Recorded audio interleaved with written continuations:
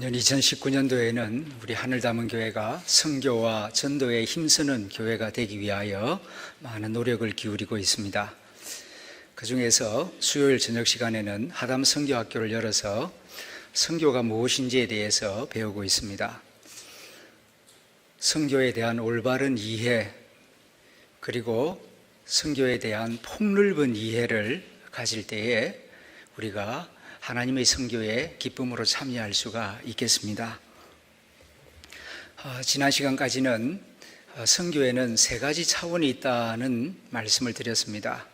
첫째는 영혼 구원 사역으로서의 선교가 있고, 두 번째는 교회 개척 사역으로서의 선교가 있고, 그리고 세 번째는 하나님 나라 사역으로서의 선교가 있다. 이렇게 선교는 세 가지 차원으로 진행된다 말씀을 드렸습니다. 이번 주와 다음 주는 이제 6.25 기념 수요 예배를 드리고, 그 다음 주 두 번에 걸쳐서 이제 2000년 역사 가운데에서 선교가 어떻게 변화하고 발전해 왔는가를 주제로 해서 말씀을 나누려고 합니다. 우리 한국 기독교는 역사가 약 120년 정도 됩니다. 그러나 세계 기독교 역사는 2000년입니다. 제가 모스크바에서 선교 활동을 할 때에 자주 러시아 친구들로부터 받았던 질문이, 당신 한국 기독교 역사는 얼마나 되었는가? 120년 되었다. 우리 러시아 기독교 역사는 얼마나 된 줄 아느냐? 얼마나 됐냐? 그러니까 1100년이 됐다. 1100년의 기독교 역사를 가진 나라에 120년 역사를 가진 선교사가 와서 선교를 하다니 말이 되냐? 이렇게 한국 선교사들을 우습게 여기고 잘 받아들이려고 하질 않았습니다. 그래서 참 고민이 깊었습니다. 사실 1000년이 넘는 기독교 역사를 가진 이 나라에 불과 한 70년 동안은 공산주의를 하긴 했지만, 그 1000년의 기독교 역사 뿌리는 굉장히 깊었습니다. 그런 나라에 가서 내가 어떻게 선교를 하고 무슨 자격으로 선교를 하나, 그런 고민을 많이 하면서 선교의 새로운 깨달음을 많이 얻기도 했습니다. 하여튼 우리가 이 시간 좀 생각해야 할 것은, 이제 모든 사람들은 자기 중심적이다 보니까 이 한국 기독교 역사가 120년밖에 되지 않기 때문에 이 거대한 뿌리를 잊어버리고 너무나 한국 중심으로만 생각하고 판단하기가 쉬워요. 하나님은, 예수님은 우리 한국에 있는 장로교회의 하나님만 되시는 것이 아니고 전 세계의 그리스도인들의 하나님이 되시는 줄 믿습니다. 우리 믿음도 중요하지만 그들은 어떻게 믿음 생활을 해왔나? 우리가 믿음 생활 잘하기 위해서 몸부림치는 것처럼 다른 나라 그리스도인들도, 다른 교파 그리스도인들도 믿음을 지키기 위해서 고생을 엄청나게 많이 했습니다. 그런 것들을 좀 듣고 이해할 때에 서로 존중하는 마음을 가질 수가 있어요. 요즘은 교통통신이 급속도로 발전하고 있기 때문에 국경선을 넘어서, 민족을 넘어서 다른 교파, 다른 민족 그리스도인들을 만날 기회가 점점 많아지고 있습니다. 이런 가운데에서 좀 세계 기독교 역사를 피상적이나마 좀 공부를 해둬야 우리가 이 글로벌 시대에 다른 교파, 다른 민족 그리스도인들과 코이노니아를 이루어 나가고 하나님께 영광을 돌릴 수 있을 것입니다. 자, 2000년의 긴 시간을 이제 몇 단계로 나누어 보면은, 첫째는 초대교회 선교 역사, 두 번째는 중세시대 선교 역사, 세 번째는 종교개혁 시대 선교 역사, 네 번째는 근세교회 선교 역사, 그리고 다섯 번째는 우리 현대시대인데 현대시대를 에큐메니컬 시대 선교 역사, 이렇게 5단계로 구분을 합니다. 초대교회 선교 역사는 고난이 참 많았던 시대입니다. 그래서 초대교회 한 300년 기간 동안에 이 선교를 위한 노력은 인내였습니다. 인내가 선교였어요. 너무 고난이 많으니까 잘 참고 견디는 것이 복음을 전하는 길이 되었습니다. 그때는 다 예수 믿는 사람들이 가난한 사람들이고 숨어 사는 사람들이었습니다. 예수 믿으면 감옥 가지니까요. 세례 받으면 다 죽으니까 다 숨어서 예수 믿었습니다. 그런 사람들이 길거리 다니면서 예수 전하고 전도지 전하고 지금 우리 시대처럼 마음껏 찬양 부르고 예배당도 없었습니다. 다 가정교회였고 동굴교회였습니다. 그런 시대에 선교하는 방법은 지금 시대 선교가 아니고 참고 기다리는 것, 인내하는 것, 그것이 가장 중요한 선교적 덕목이었고 노력이었습니다. 그러다가 이제 중세시대 로마 제국의 콘스탄틴이라고 하는 황제가 예수를 믿음으로 로마 제국 전체를 기독교 제국으로 만들어버립니다. 중세시대는 왕이 절대 권력을 가지니까 왕이 예수 믿고 신하들 예수 믿어 그러면 다 명령 듣고 예수 믿습니다. 그 다음에 그 지방 봉건 영주들도 예수 믿어 그러면 예수 믿고 그 마을에 사는 사람들 다 예수 믿어 그러면 예수 믿는 겁니다. 그래서 이게 이제 제국의 권력을 가지고 국가 권력을 가지고 선교를 하던 그런 시대입니다. 이런 시대가 무려 유럽에서 1200년 동안 이루어졌습니다. 그래서 유럽에 가보시면은 모든 유적이 다 기독교 유적입니다. 이렇게 해서 유럽이 먼저 기독교 대륙으로 변화되죠. 이 중세시대의 선교 방식은 정복이었습니다. 주로 전쟁을 통하여서 정복을 하고 칼 들이대고 죽을래 세례받을래 이게 주된 선교 방법이었습니다. 요즘식으로 민주주의 시대에 생각하면은 말도 안 되는 소리라 그러지만은 인류 역사 가운데 그런 시대가 수천 년 있었습니다. 그 시대에는 그런 방법이 통했고 또 그런 방법으로 선교가 이루어졌습니다. 그게 중세 시대입니다. 그러다가 세 번째는 종교개혁 시대. 이때에는 교회가 잘못되었다는 것을 지적하고 개혁을 통하여 성경을 번역하고 성경을 가르침으로써 개혁을 통하여 선교를 하던 시대였습니다. 그리고 근세시대 선교 역사는 이제 교육을 통하여 학교를 많이 세우고 교육을 통하여 선교하던 시대였고 그리고 지금 우리가 사는 이 시대는 교통통신이 발달하여서 이제 사람들이 서로 왕래를 하면서 대화와 일치를 통하여 선교하는 시대, 이런 시대를 에큐메니컬 선교 시대라고 부릅니다. 이 2000년의 역사를 다 말씀드릴 수도 없고 또 여러분들에게 다 듣는다고 해서 다 꼭 필요한 것은 아닙니다.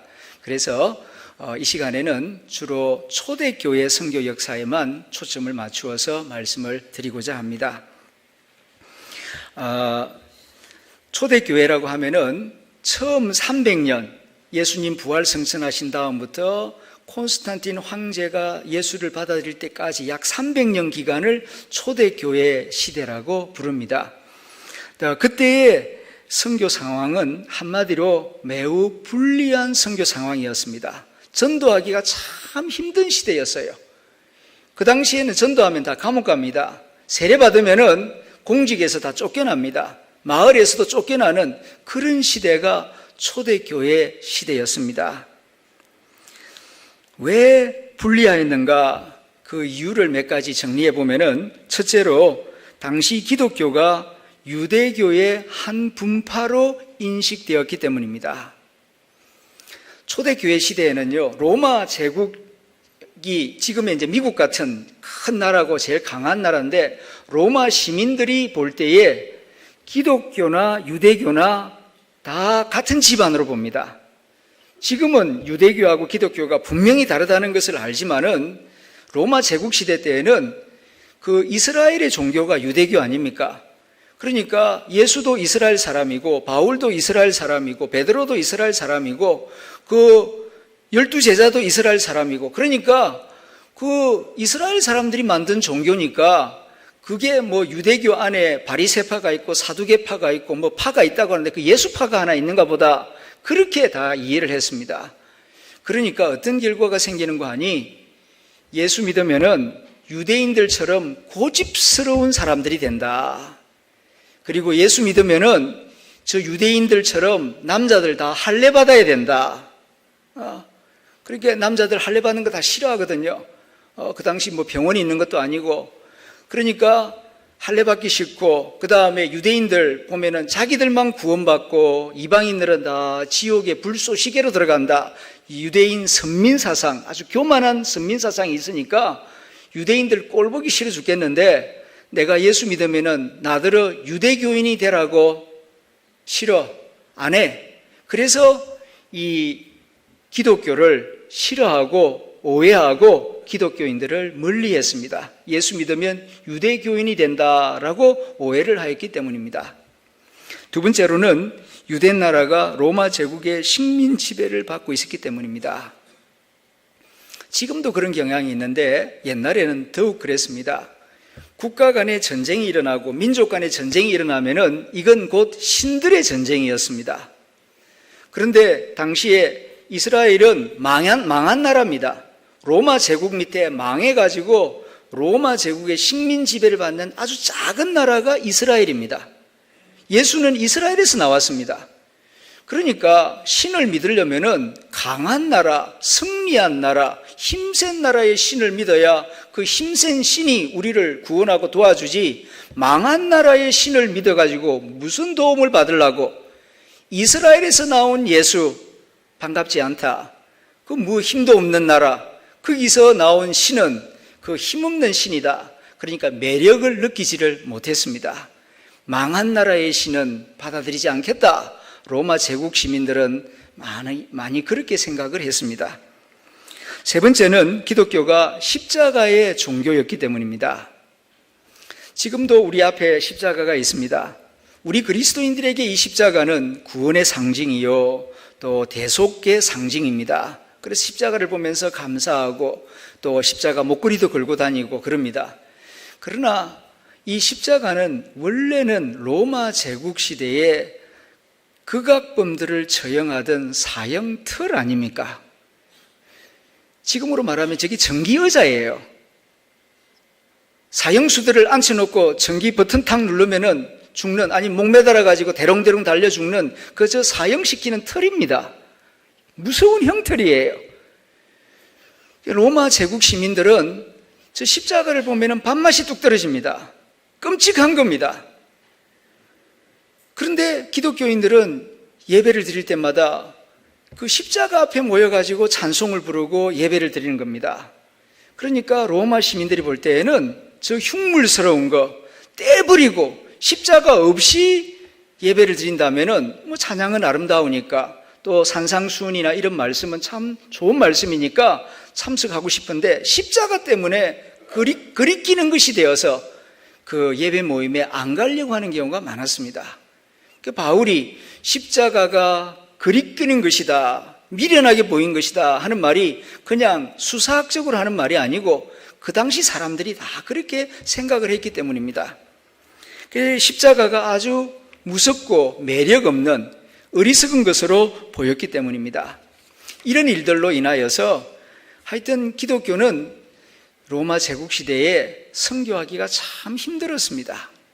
그래서 예수쟁이들을 미치광이라고 몰아세웠고 어리석은 자라고 조롱하였고, 그리고 특별히 이 기독교인들은 오직 예수님만을 섬겼기 때문에 로마 황제에게 절하지 않았습니다.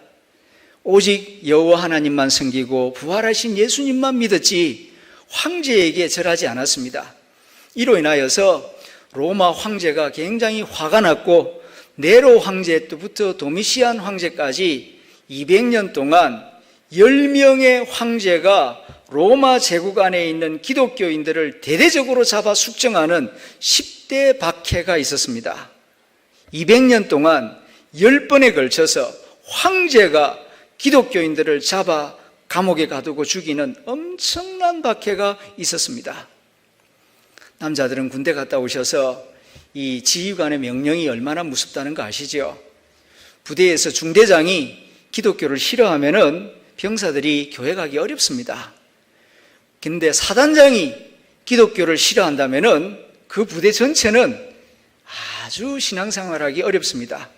그런데 사단장 정도가 아니라 황제가, 그것도 옛날에 절대 권력을 가진 황제가 기독교를 싫어했으니 기독교인들이 얼마나 고생이 많았겠습니까? 그 내용이 오늘 여기 히브리서 11장에 오늘 잘 나와 있습니다. 로마 제국시대에 우리 신앙의 선배들이 얼마나 고생을 많이 하였는가. 34절부터 다시 읽어보겠습니다. 불의 세력을 멸하기도 하며 칼날을 피하기도 하며 연약한 가운데서 강하게 되기도 하며 전쟁에 용감하게 되어 이방 사람들의 진을 물리치기도 하며 여자들은 자기의 죽은 자들을 부활로 받아들이기도 하며 또 어떤 이들은 더 좋은 부활을 얻고자 하여 심한 고문을 받되 구차히 풀려나기를 원하지 아니하였으며 36절 또 어떤 이들은 조롱과 채찍질 뿐 아니라 결박과 옥에 갇히는 시련도 받았으며 돌로 치는 것과 톱으로 켜는 것과 시험과 칼로 죽임을 당하고 양과 염소의 가죽을 입고 유리하여 궁핍과 환난과 학대를 받았으니 이런 사람은 세상이 감당하지 못하느니라. 그들이 광야와 산과 동굴과 토굴에 유리하였느니라. 초대교회 성도들은 믿음을 지키기 위하여서 자기 집에서 자기 동네에서 쫓겨나서 광야와 산과 동굴과 토굴에서 유리하였습니다. 그 증거가 로마 여행을 가신 분들은 로마 외곽지대에 나가보면은 카타콤이라고 하는 그 지역을 방문하신 적이 있는 분도 있을 것입니다. 거기가 공동묘지였습니다. 그 공동묘지인데 그 스케암 지역이니까 그걸 땅굴을 파고 들어가가지고 200년 동안 거기서 20년이 아니고 200년 동안 거기서 땅굴을 파고 숨어서 살았어요. 박해가 없을 때는 좀 위로 올라가가지고 농사도 짓고 박해가 심하다 하면은 그 밑으로 들어가가지고 200년 동안 땅굴을 파고 들어갔으니까 그 땅굴이 10층, 20층보다 더 깊어요. 다행히 그 스케암 지역이라서 무너지지 않고 그 미로를 만들어가지고 그 안에 조그만 교실도 만들고 이거 눕는 자리도 만들고 예배 장소도 만들고 그다음에 물 저장고도 만들고 그 안내자를 만나지 않고 혼자 들어갔다가는 못 나옵니다. 그 정도로 그 안에 하나의 도시예요. 그리고 저 터키의 갑바도기아라고 하는 곳에 가보게 되면은 저도 가본 적이 있는데 거기에 또 멀리 그게 옛날에 다 로마 제국이었거든요. 터키의 그 갑바도기아, 우리로 말하는 저 강원도 산골 지역입니다. 거기 들어가가지고 숨어서 거기에 땅굴을 파고 거기에 동굴 속에 집을 짓고 믿음을 지키고 100년, 200년 숨어 살던 기독교인들의 그 유적지를 가서 볼 수가 있습니다. 초대교회 성도들은 그렇게 고난과 박해를 받으면서 믿음을 지켰던 것입니다. 그러나 이렇게 심한 박해가 있었음에도 불구하고 기독교는 사라지지 아니하였습니다. 기독교는 꾸준히 은밀하게 계속 전파되었습니다. 그렇게 해서 300년이 지났을 때에는 이제 로마 제국 구석구석에 도시마다 기독교인들이 숨어서 예배를 드리고 있었습니다. 어떻게 그렇게 엄청난 박해를 받으면서도 200년 동안 10대 황제 박해에 의해서 고난을 당하면서도 기독교는 이렇게 꾸준히 퍼져나갈 수 있었는가? 그 이유를 많은 역사학자들이 이렇게 정리합니다. 내부적인 요인 3가지와 외부적인 요인 3가지. 먼저 기독교 내부적으로 어떤 일이 있었길래 기독교가 그 엄청난 고난에도 계속 확장되어 나갈 수 있었는가? 첫째는 당시 그리스도인들의 불붙는 확신 때문이었습니다. 미지근한 믿음이 아니었어요. 당시 초대교회 그리스도인들은 확실하고 뜨겁고 분명한 믿음을 가졌습니다. 그도 그럴 것이 그 당시에는 세례를 받는다는 것은 믿음 없이 세례를 받을 필요가 없어요. 세례 받으면 이건 죽음을 각오해야 되는 겁니다. 직장을 잃어버릴 수도 있고 마을에서 쫓겨날 수도 있는데 예수 안 믿으면서 가짜로 예수 믿는다, 그런 사람 없거든요. 그러니까 예수를 믿으면서도 깊이 고민하고 결단해서 세례를 받습니다. 그래서 초대교회의 세례식은 엄청난 축제였고 이거는 곧 순교로 이어지는 거룩한 예식이었습니다. 요즘은 세례 좀 받아주세요. 받아주세요. 믿음도 좀 희미한데도 사실 믿음이 약한데도 세례 받는 경우가 있잖아요. 우선 세례 받고 나중에 믿음 좀 키우자고 그런 경우가 많이 있지만은 초대교회는 안 그랬습니다. 요즘에는 명목상 기독교인, 이름뿐인 기독교인들의 숫자가 점점 많아지고 있지만 초대교회 시절에는 그렇지 않았습니다. 분명한 믿음의 고백, 확신, 그리고 내가 이 믿음을 위해서 죽으면 죽으리라 하는 그런 각오를 가진 자만이 기독교인이 되었습니다. 그만큼 분명한 믿음을 가진 사람들이었습니다. 숫자는 많지 않았지만. 두 번째로는 초대 기독교인들의 순교 덕분이었습니다. 예수 믿다가 발각되면은 감옥에 들어가고, 그래도 거절하지 않으면 고문당하고, 그래도 믿음을 지키겠다고 하면은 불에 태워 죽이든지 사자밥이 되게 하였습니다. 그런 일들이 참 많았죠. 유럽에서는 이런 일들이 너무나 많이 있었기 때문에 영화로도 만들어지고 책으로도 많이 나와 있습니다. 그런데 여러분, 예수를 믿는 사람은 잡아다가 공개 처형을 하고 그랬는데 그럴수록 기독교인이 더 많아졌어요. 어째서 이런 일이 생겼느냐? 사람을 잡아 죽인다는 것은 죽는 사람도 두려운 일이지만 죽이는 사람도 두려운 일입니다. 사람의 목숨을 끊는다는 것. 그리고 이 기독교인들을 잡아다가 때리고 고문하고 죽이는 이 사람들, 요즘 말하면 이제 경찰관들, 군인들이거든요. 로마 제국의 주로 경비병들, 그 다음에 황제의 경비병들이 이제 주로 이런 일들을 하는데 그 사람들도 사람 아닙니까? 기독교인들을 가까이서 봅니다. 보니까 이 사람들이 기독교인이라는 것 외에는 나쁜 짓을 한 게 없어요. 오히려 가까이에서 감옥을 지키면서 가만히 보니까 오히려 더 착하고 사랑이 많고 깨끗하고 정말 좋은 사람들이라는 걸 알게 됩니다. 이 믿음만 부인하면은 몰래 빼주고 도와주고 싶은데 그래도 이 미련스럽게 믿음을 포기하지 않는단 말입니다. 도대체 예수가 누구길래 이 기독교인들을 박해하는 사람들도 박해하면서 도대체 예수가 어떤 인물이길래 예수를 위해서 미련스럽게 자기 재산, 명예, 목숨까지 이렇게 버린단 말인가? 예수에 대하여 관심을 가지기 시작하는 겁니다.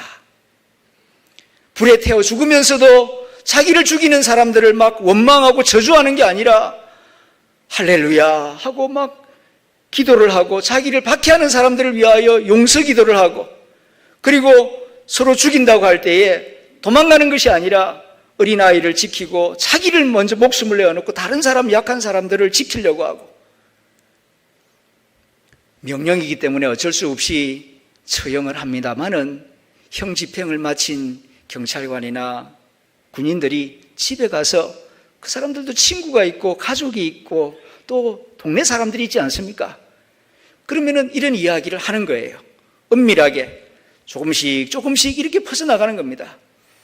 그래서 콘스탄틴이 기독교를 받아들일 때에 이미 자기 부하들 가운데 예수 믿는 사람들이 많았습니다. 황제가 안 믿으니까 드러내놓지는 않지만은 마음으로는 예수를 믿어요.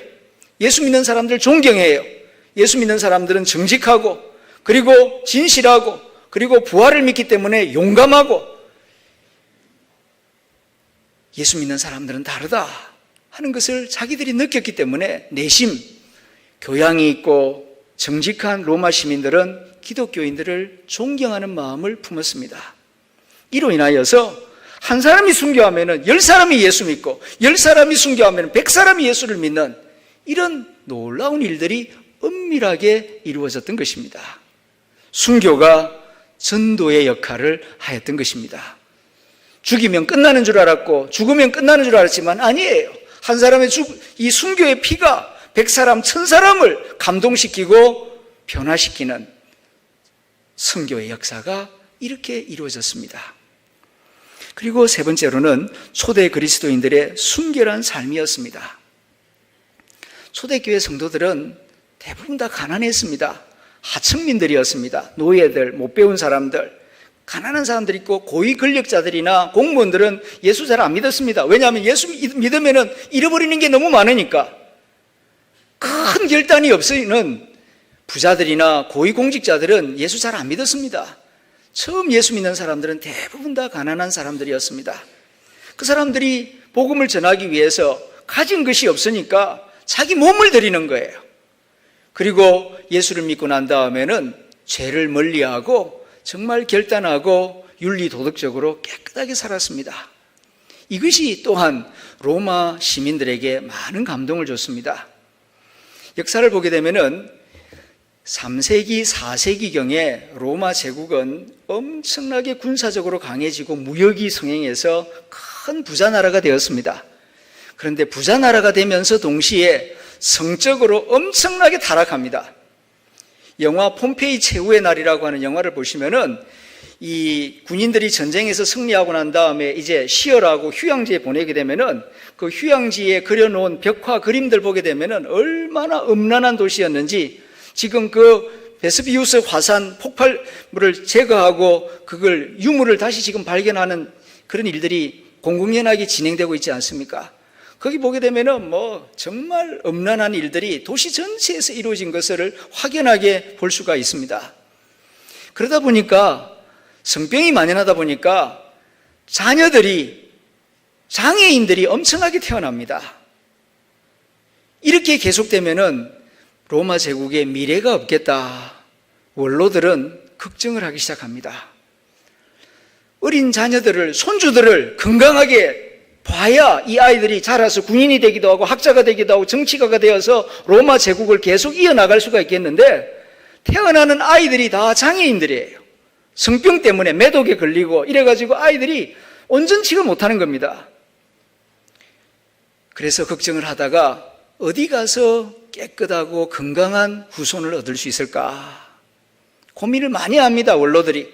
근데 가만히 보니까 그 가파도기아라든가 카타콤 그 지하 동굴에 기독교인들이 숨어 산다는 걸 아는 사람들은 알거든요. 그러니까 그 기독교인들이 윤리도덕적으로 깨끗하고 성병이 없다는 것을 알아요. 그래서 거기에 가서 깨끗한 처녀들을 보쌈하듯이 데려다가 며느리로 삼습니다. 그러면은 건강한 아이들이 태어나니까, 매독에 안 걸리고 그리고 성병이 안 걸린 아이들이 태어나니까, 그렇게 태어난 아이들이 이제 그 기독교 엄마들이 마치 요괴배처럼 모세에게 젖을 물려서 키우는 것처럼 거기 안주인은 못되지만은, 그러나 애가 낳았으니까 애를 좀 클 때까지는 젖을 물려서 키워야 되니까 유모 역할을 하는 거죠. 그래서 유모 역할을 하면서 요괴배처럼 신앙을 가르치는 겁니다. 주기도문을 가르치고 사도신경을 가르치고, 많이는 못 가르쳐요. 기독교의 핵심되는 몇 가지를 뚜렷하게 아이 머릿속에다가 깊숙이 가르치는 겁니다. 그리고 아이가 크면은 쫓겨나가는 거지, 엄마는. 그런데 그 아이들이 자라가지고 이제 귀족 집안에서 주로 그런 일들이 이루어집니다. 그래서 그 아이들이 자라서 20살만 되면은 군인이 되고 벌써 학자가 되고 정치인이 되고 로마 제국의 상당한 이제 고위직에 올라가게 됩니다. 그 숫자가 그리 많지는 않았지만은 그렇게 자란 아이들이 로마 제국의 정치를 이제 좌지우지하게 되는 그런 시대가 오게 됩니다. 콘스탄틴이 나라를 왕이 되었을 때 이미 국가 관리들 가운데에 그렇게 자란 기독교인들이, 은밀한 기독교인들이 굉장히 많았습니다. 다른 사람들은 타락해버려가지고 몸도 마음도 다 타락해가지고 제구실을 못해요. 그러나 기독교 신앙을 가진 사람들은 순결한 생활 습관을 가졌기 때문에 이로 인하여 몸도 마음도 건강하고, 그래서 기회가 왔을 때에 지도력을 발휘하는 그런 지도자가 되었고, 그들이 로마 제국을 기독교 제국으로 바꿔놓는 거대한 역사가 이루어질 수가 있었던 것입니다. 이러한 초대교회의 역사는 우리에게 정말 중요한 교훈을 줍니다. 선교는 많은 돈으로 이루어지는 게 아닙니다. 많은 지식으로 이루어지는 것도 아닙니다. 초대교회 성도들은 다 가난하지만은 불붙는 확신, 죽으면 죽으리라고 하는 순교적인 각오, 세 번째로는 깨끗한 삶, 요 세 가지 요소가 그 거대한 로마 제국을 기독교 제국으로 바꿔놓는 큰 역할을 했다는 사실입니다. 오늘날도 그렇습니다. 지금 선교가 참 어렵다 하는 이야기를 많이 하는데, 사실 해방 이전에 비하면 한국 기독교는 지금 현재 가진 것이 많습니다. 그럼에도 불구하고 해방 이전보다 지금 2019년도 한국 기독교가 왜 이렇게 비실비실거리는가? 돈이 없어서가 아니에요. 예배당 숫자가 적어서가 아니에요. 박사학위를 가진 목사가 적어서가 아니라 불붙는 확신, 죽으면 죽으리라고 하는 순교, 그리고 순결한 삶, 이게 뒷받침되지를 못하기 때문에 강력한 선교 메시지를 전하지 못하고 있는 것이 아닌가, 우리는 역사를 통하여서 반성하게 되는 것입니다. 그 다음에 외적인 요인 3가지가 있습니다. 이건 하나님께서 섭리하신 것인데, 로마 제국의 국제 도로망입니다. 모든 길은 로마로 통한다 하는 말이 있듯이 로마 제국은 이 유럽을 정복하기 위하여 길을 닦아두었는데, 이 길을 따라서 선교사들이 빠르게 왕래하며 복음을 널리 전할 수가 있었습니다. 두 번째로는 당시 국제 공용이었던 헬라입니다. 알렉산더 대왕이 예수님 오시기 300년 전에 이 마게도니아 왕국의 왕이었는데, 천하를 통일하고 난 다음에 언어를 통일시켰습니다. 유럽이 그 당시만 하더라도 한 100여 개 언어로 나눠져 있었는데, 말이 다르면은 소통이 안 되고 통치가 안 되니까 모든 공용 용어는, 행정 공무원들의 용어는 그리스 말을 써라 하고 왕이 명령을 내립니다. 그래서 이 유럽에서 모든 공무원들은 다 헬라어를 쓰게 돼 있어요. 자기 토착어도 이제 독일어, 영어도 쓰지만 헬라어를 다 써야 이게 공무원이 되고 말이 통하는 세상을 만들어 두었습니다. 그래서 헬라어만 잘하면은 그 민족 언어를 안 배워도 복음을 잘 전할 수가 있었습니다. 이걸 가장 잘 활용한 사람이 바울입니다. 베드로는 헬라어를 할 줄 몰랐습니다. 히브리어만 할 줄 알지. 그러니까 이스라엘을 벗어나서는 전도 활동을 못해요. 그런데 바울은 당시 헬라어를 잘했기 때문에 데살로니가, 고린도, 아덴, 그리고 골로새, 로마 곳곳을 다니면서 국경선을 넘어서 마음껏 다른 민족들에게 복음을 힘있게 전할 수가 있었던 것입니다. 세 번째로는 로마 제국의 산지에 있던 회당 덕분이었습니다. 회당, 시나고그, 유대인들이 모여서 예배드리는 조그마한 집을 말하죠. 근데 이거는 원래 바벨론 제국에 의하여 이스라엘이 멸망했을 때 이스라엘 사람들이 흩어져서 저 이라크라든가 영국이라든가 곳곳에 흩어진 유대인들이 자기들끼리 모여서 예배드리기 위해서 만든 작은 집입니다. 그런데 바울이, 우리가 사도행전을 보게 되면 바울이 전도하러 다닌 곳은 전부 다 회당 찾아다니면서 전도했습니다. 그래서 유대인들을 먼저 기독교인으로 바꿔놨습니다. 그러니까 이 회당이 나중에 선교사들이 옮겨 다닐 때마다 호텔 역할을 해요. 옛날에는 먼 나라에 나가면은 이렇게 숙식할 곳이 마땅치 않았습니다. 안전하지 않았습니다. 그런데 선교사들은 회당을 찾아가면은 거기에 유대인과 기독교인이 있습니다. 그러면 그곳에서 얻어먹고 잠을 자다가 그 회당을 중심으로 그 도시를 전도하고 도움을 받아서 또 다른 회당이 있는 다른 도시에 가서 또 전도를 하고 복음을 전하고, 이렇게 하니까 이 회당이 선교의 거점 역할을 제공해 주었던 것입니다. 예수님 오시기 700년 전, 500년 전 흩어졌던 유대인들이 왜 외국에 나가서 그렇게 회당을 세우고 고생을 해야 했나?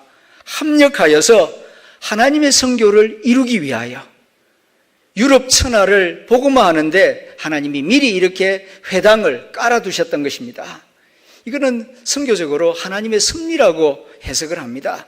이렇게 미리 길을 닦아주고 언어를 하나로 만들어두고 곳곳에 회당을 세워두심으로 그걸 활용해서 유럽 천하가 빠르게 복음화될 수 있도록 하나님께서 역사하셨다. 이렇게 하여서 이제 초대교회 고난은 많았지만은 하나님의 도우심과 그들의 뜨거운 신앙을 통하여서 믿음을 지키고 기독교는 계속 확장되어 나갈 수가 있었던 것입니다. 그러나 잊지 말아야 할 것 한 가지가 있습니다. 이렇게 복음이 전파될 수 있었던 근본적인 요인은 사람들의 믿음과 열심도 중요하지만은 더 중요한 요인은 우리가 가진 이 진리 자체가 탁월하기 때문입니다. 우리 기독교인이 가지고 있는 진리를 한마디로 복음이라고 말하지 않습니까? 이 복음 자체가 개방성과 세계성을 가지고 있어요. 우리는 주로 교회 안에서 성경만 가지고 말씀을 들으니까 이 성경 말씀이 얼마나 탁월한 말씀인지 잘 모를 때가 있어요.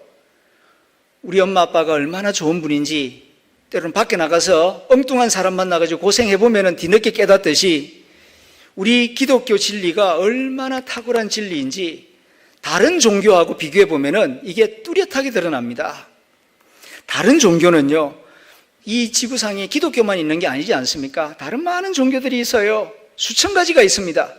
그런데 그 수천 가지 종교들의 특징이 뭐냐 하면은 지방성과 폐쇄성을 가지고 있습니다. 지방성을 가진다는 말은 무슨 뜻이냐면 그 신을 믿지만 그 신이 그 지방 사람들만 역사를 해요. 전 세계적인 신이 아니에요. 일본에 가보면은 800만 개의 가미가 신이 있다고 하지 않습니까?